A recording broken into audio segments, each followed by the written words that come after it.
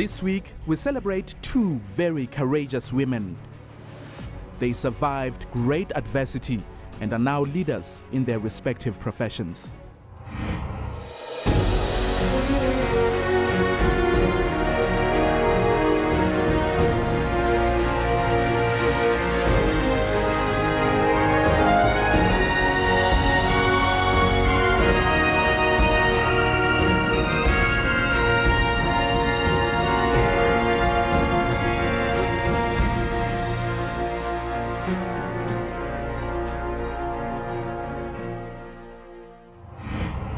She was repeatedly molested when she was a little girl, but her suffering didn't end there.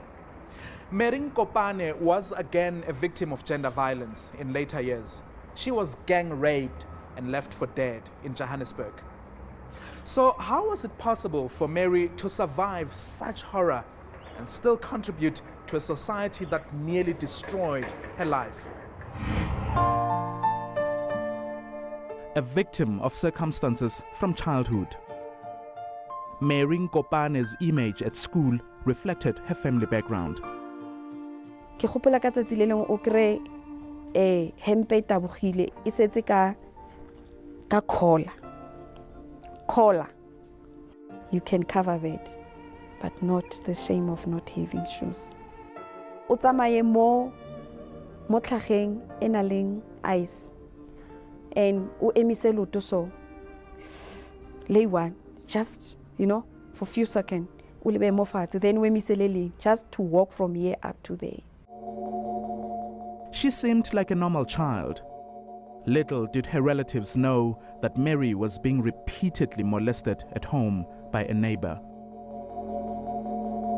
Ke tshaba bolela mamaka ampolela gore nka bolela mamaka o tla nkgama. Ona le sekgwa se ne rata go tshamekela ko sone re le bana o na nlata gona mo mama ka zanka mo bolela abuta ka zanka mo bolela sale ya nna sephiri saka. After 4 years, 12-year-old Mary's ordeal ended when her age started intimidating her attacker. But like many similar cases, the crime was never reported. 15 years on, and 27-year-old Mary found love. She was alone with her boyfriend in Soweto when a group of men attacked them. Itse ntse re dutse be go kokota batho. Ha re lo bula monyako e be go lla sethunya ko monyako a ba kwala monyako. E be le gore batho bao ba surrounda ntlo ba thunya. The gunmen then went into the house and shot Mary's boyfriend dead. They took the terrified young woman away with them. Ba re nkonna ba tlompolaya ka baka la gore nna ke tla bolela mapodisa gore go diragetseng.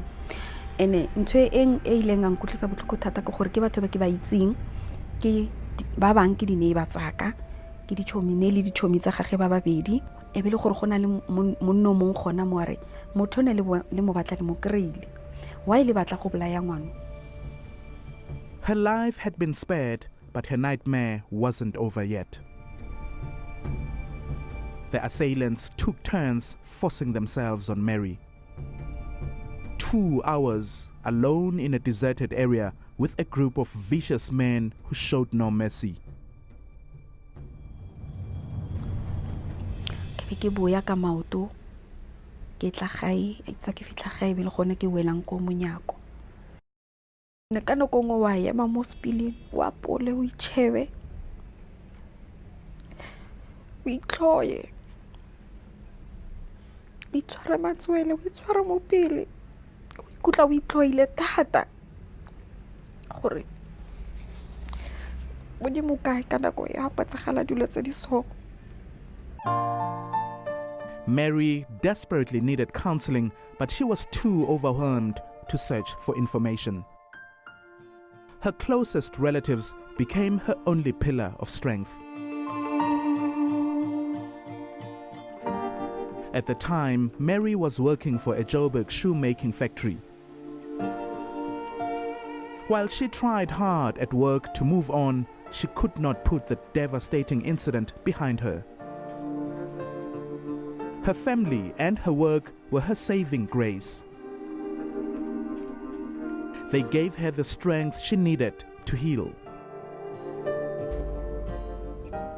Those people took away my dignity, but I'm going to fight for it. I'm going to bring this dignity. I'm going to fight for it. Even though she had personal problems, she never let them affect her work. Her boss respected her for that.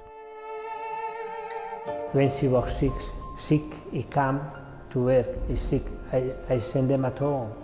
I send them to the doctor. You see, that is the thing. Also, Mary is so simple and honest. Bruno Tarasconi could see a leader in Mary. He sent her for computer training and other courses that improved her skills. But times were bad and the factory was on the verge of collapse. And I remember one day it was so difficult. And I said to Bruno, sell the factory. Bruno said, you know what, Mary? You've been through thick and thin with me. I'm not going to sell this factory. I'm going to give you this factory. I want to leave a legacy in this country. I've been in this country for 42 years, and you've been there for me.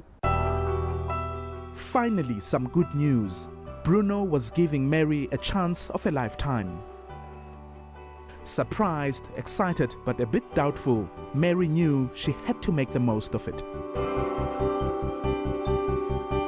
We had to go to delimitate factories to get people to come and work for us, and a rubber trainer. In 2010, this experienced shoemaker received a crucial cash injection from government, allowing the business to grow from strength to strength. 3 years later, and it now employs a total of 46 people. The factory is profitable and it donates shoes to poor children. For a pair of shoes that means so much of these kids, and for what Mary has done for us, we are very grateful. Poverty, being raped, didn't stop me from dreaming. I had a dream, and I dreamed.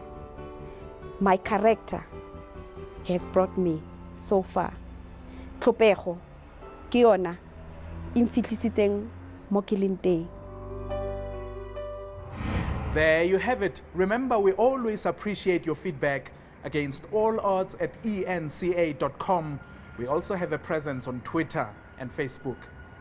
Still to come, when everyone around her thought her life was over, she rose above adversity.